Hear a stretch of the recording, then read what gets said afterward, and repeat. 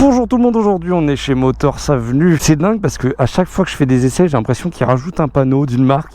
Donc vous avez toutes les marques ici. Ah bon? Oui. Aujourd'hui on essaye une Aprilia Tuno 660 Factory. Ça fait beaucoup, ça fait long. Le terme Factory, c'est quelque chose qui se rajoute en plus, qui est assez commun chez Aprilia. Ça fait très longtemps que j'ai envie d'essayer cette gamme 660. Celle-là, elle est en 100 chevaux, donc elle n'est pas bridable, la version Factory, par rapport à la version classique qui est bridable, puisqu'en max elle est à 95 chevaux. On a une dent en moins sur le pignon, ce qui fait qu'il y a un peu plus de réaction aussi. Je sais pas trop ce que ça va donner. Je pense, pas mal la comparer à ma F900R, qui est à peu près sur la même gamme, un peu plus grosse, un peu plus lourde. Celle-là peut-être un peu plus sportive, mais dans les 100 chevaux, en sortie 2 à 2 ou pour des gens qui n'ont pas forcément besoin de plus de 100 chevaux. C'est marrant parce que les premières impressions, vraiment, le genre là, un petit demi-tour, déjà ça braque pas. En même temps, c'est toujours un petit peu sur des bases de sportive. On dit au revoir à ma moto. Mais la selle semble assez large. Par contre, les jambes sont vraiment bien en dessous du réservoir. T'as l'impression d'être sur une moto hyper fine, alors que la vision te dit plutôt l'inverse. Et le bruit d'emblée est très sympa d'origine. Il n'y a pas de pot d'échappement ni rien là. J'avais essayé, ça fait quoi, 4 ans, la grosse version, la Tuno V4, que j'avais beaucoup aimé. Et là déjà la nervosité me rappelle un petit peu des souvenirs d'antan. On sent que c'est moins une moto aussi facile, agile que par exemple ma F900. Je suis en mode commute, comme ils l'appellent. T'as un mode personnalisable et t'as un mode dynamique. Donc ça, c'est pour tout ce qui est route. Du côté du mode race, il y a un mode, entre guillemets, circuit classique et il y a un mode time attack. Et ces deux modes-là sont entièrement personnalisables. Par contre, hyper simple, tout de suite. Ce genre de moto où il n'y aura aucun souci à s'y retrouver, à se faire ses marques. Oui. On a un guidon qui est plutôt plat, plutôt large, donc ça fait aussi plaisir parce que c'est un petit peu ça l'attribut pour moi des tunos. Mais là, j'avoue que je me fais déjà chier parce qu'en fait, ce que j'aime pas, ce que j'aime pas, c'est quand il y a de la latence à la poignée. C'est très bien les aides, les modes road, ce qui rajoute un petit peu de douceur parfois. Tout doux le loup. Mais quand la moto est jaugeable à l'accélération, et j'aime pas être bridé en fait. J'aime bien avoir toute la puissance de la moto quand c'est au corps gérable, 100 chevaux, ça va. Dire bon. Du coup, je me mets souvent tout le temps en mode dynamique, sauf quand il pleut, on se met en mode pluie, on n'est pas des fifous. Bon, soyez un peu dynamique, c'est le nom du mode. J'aime bien, on retrouve l'univers un petit peu de la Tuno, c'est-à-dire le bruit qui vient du moteur. Oh là là là là là, bonjour. Le shifter a l'air, en tout cas dans les bas-tours, un petit peu mollasson, c'est-à-dire que tu passes les vitesses, ça fait c'est galère, donc ça a l'air d'être un shifter moins utilisable dans tous les sens, c'est à dire qu'aujourd'hui j'ai l'impression que les shifters deviennent de plus en plus doux et de plus en plus utilisables tout le temps. C'est vrai qu'on prend l'habitude et que moi j'aime bien passer entre guillemets à basse vitesse sur ma BM, et là ça a pas trop l'air d'être le cas. Alors on accélère. Oh putain, ça pousse. Wow. Ok, ça pousse. Quelque chose à ne pas mettre entre toutes les mains. Oh la vache. Ah, je suis impressionné là, je dois vous le dire. Je m'attendais pas autant de la part d'un 660 comme ça. 100 chevaux, ok, c'est 100 chevaux. Il y a vraiment, c'est 8000 tours. J'ai vu 8000 tours, ça a commencé à décoller. J'ai fait, ok, d'accord. Il n'y a pas énormément de reprises, de coupes. Ça galère un peu dans les bas tours. On sent que c'est un moteur qui est assez sportif. Le bruit est très agréable, le bruit grisant. Ah, quand tu montes dans les hauteurs, ça commence à reprendre.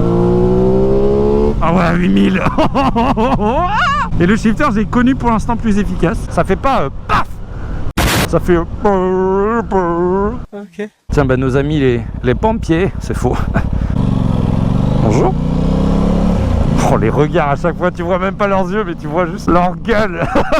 T'es en mode, ok, d'accord, ils sont juste en train de me regarder, savoir s'ils m'arrêtent ou pas, quoi. En termes de position, on trouve un truc assez drôle. C'est qu'on est... Purée, mais je me prends des vents aujourd'hui, c'est terrible. La selle, naturellement, vous pousse en avant. Tu sens qu'elle est incurvée et que si tu te mets en arrière, ça te pousse encore plus sur l'avant. Et même si tu te mets bien contre le réservoir, tu sens que le fond de tes fesses est plus relevé que le devant de ton corps. Et du coup, ça te pousse encore sur l'avant et ça te donne cette position qui est pas désagréable, avec une selle qui a pas l'air fofolle, mais bon...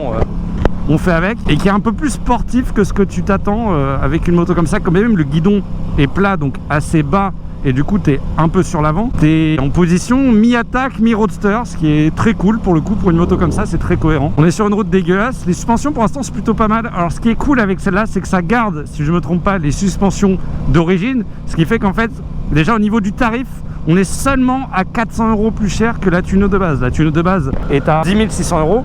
Celle-là, elle est à 11 000 €. Ce qui fait que on est sur une moto qui est pas si chère que ça pour les avantages qu'elle peut offrir en plus. Et c'est pour ça qu'on garde les suspensions qui sont de base, sauf qu'on offre pas mal de réglages, donc compression, détente et je ne sais plus c'est quoi l'autre, mais le troisième il est là aussi, toi-même tu sais. Là, j'ai rien réglé du tout. Je ne sais pas du tout comment elle est réglée. C'est plutôt mou. À voir en termes d'attaque si ça sera incisif.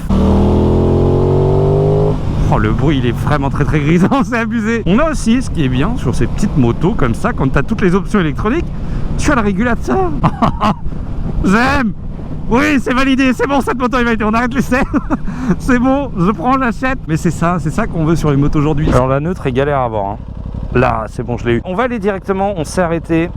On reste appuyé, on arrive dans les réglages. Donc ce qu'on va faire, c'est qu'on va tester le mode dynamique, donc avec ce qu'il y a, et après on va essayer de tout mettre entre guillemets au maximum. Alors là, il est déjà plus efficace ce shifter. Vraiment, elle donne des sensations, c'est assez dingue. Ça vibre pas mal. Au niveau des fesses, au niveau des pieds. Mais personnellement, ça me dérange pas beaucoup parce que, en fait, cette moto, elle te donne envie d'attaquer. Il n'y a rien.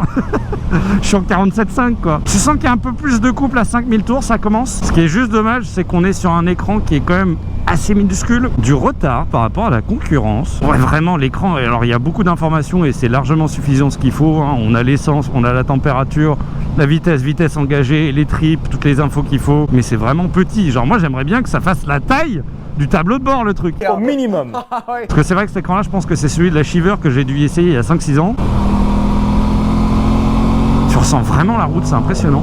J'ai vraiment cette sensation de sentir le bitume, de sentir cette accroche, d'avoir un vraiment bon retour, de savoir ce qui se passe au niveau des pneus. Alors je vais vérifier deux choses. J'aimerais avoir la béquille. Je vais vérifier le pneu. C'est du combien? C'est du 180. Et bah putain, c'est pas trop le ressenti que ça me donne. J'ai l'impression que c'est des pneus plus fins. En fait, elles semblent assez agiles. Et surtout la mise sur l'angle qui me semblait assez rapide. Alors est-ce que c'est juste la forme des pneus qui font ça? Ou est-ce que c'est la moto en elle-même qui a un comportement qui est peut-être plus agile de ce que j'ai l'habitude d'avoir? On va donc changer le mode. Donc là, on a pratiquement tout mis au minimum. Ouais, tu sens tout de suite plus de gauche, ok. Oula, beaucoup plus. Ah, ça c'est intéressant déjà. Mais un frein moteur qui est pas ouf. Oh, le bruit qu'elle fait, c'est exceptionnel.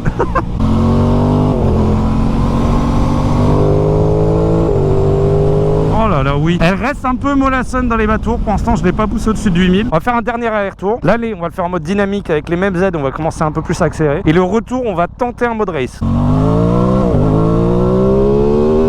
Oh putain. Oh. Ah. Ok, ça fait peur. Ça fait peur, mais c'est pas non plus inexploitable. On n'est pas sur un truc hyper puissant. On ne comprend plus rien. Où le virage arrive trop vite. Wow. Le passage des rapports est exceptionnel en shifter dans les hauts tours avec le bruit du moteur. Oh là là là là là. Oh là là. Oh mon dieu, la GoPro. Non, j'avais fait mon angle. Oh. Oh oui, le bruit. Hop.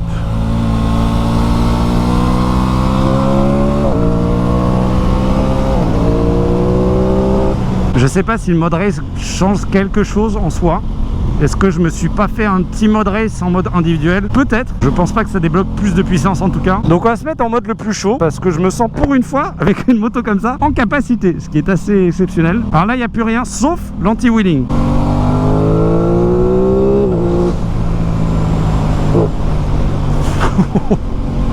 Oh elle est vive. Troisième. C'est une bécane qui donne envie de rouler, mais peut-être de rouler un peu trop vite parce que vraiment là tu vas trouver ton plaisir. Heureusement qu'il y a le bruit du moteur, mais vraiment c'est au-delà des 7-8 000 tours et ça rapidement ça donne des vitesses assez indécentes. Par contre ce qui est chiant c'est que quand tu as sectionné le régulateur, et ben ça clignote tout le temps. C'est chiant, ça attire ton regard, t'es en mode mais frérot c'est bon, j'ai compris qu'il était à peu près activé. Genre chez BM c'est rouge quand c'est juste, tu sais que tu peux l'utiliser, et c'est vert quand il est utilisé. Là ça clignote tout le temps. Du coup, tu as constamment un truc qui clignote sur le tableau de bord. Vraiment pas l'idéal, je trouve. Maintenant.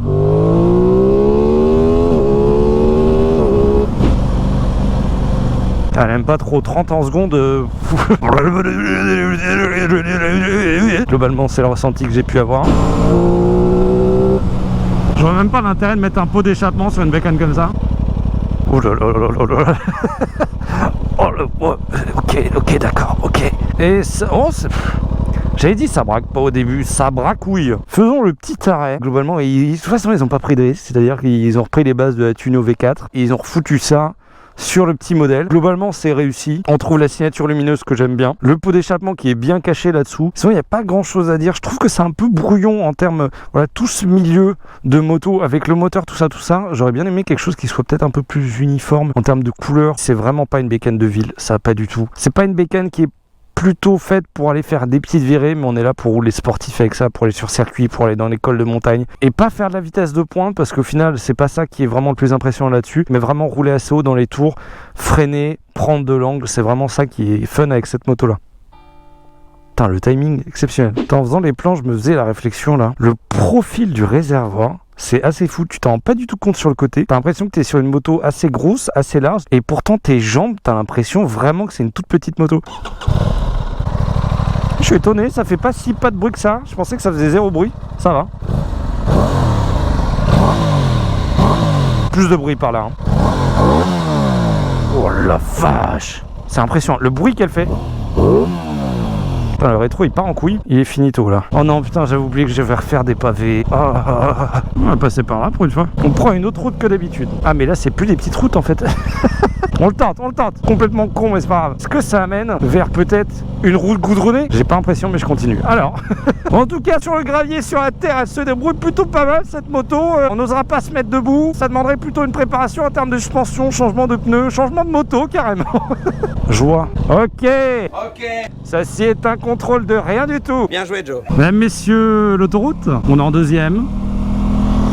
Il y a un camtar qui arrive. Oh putain. Oh, le passage de rapport. Wouh. Oh putain. Bonjour, rebonjour. Ah, par contre, la 130, la vibration, pied droit il vibre comme pas possible. Pied gauche ça va. Ah, le bruit c'est exceptionnel, c'est un bruit de V4 vraiment, alors que t'es juste sur un bicylindre.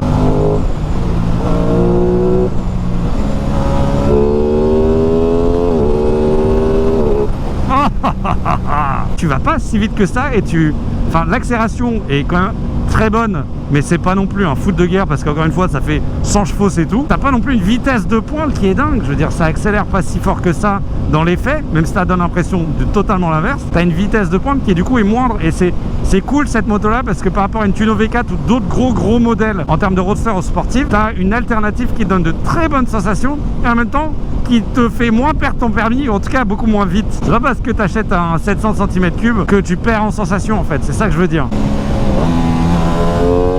Oh là là. C'est une belle surprise, je ne m'y attendais pas autant. J'attendais beaucoup de cette moto, mais j'attendais pas ce bruit, j'attendais pas ces sensations via ce bruit là, j'attendais pas trop ce caractère moteur, j'attendais un peu plus roadsterisé, donc plus dans le couple. Paf. Et ben merci à Motor Salut du coup, on est de retour. N'oubliez pas, ça c'est la bécane d'essai, donc si vous voulez essayer la même moto, bah vous venez ici et vous l'avez essayé, elle sera là le long. Et puis il y a toutes les autres marques, hein. Je pense que maintenant vous allez être habitué au fait qu'ils en ont 10 milliards. Et ben à vendredi prochain, let's go. Bonne nuit les petits, faites de bons rêves. Ah je me suis niqué. Ah enculé.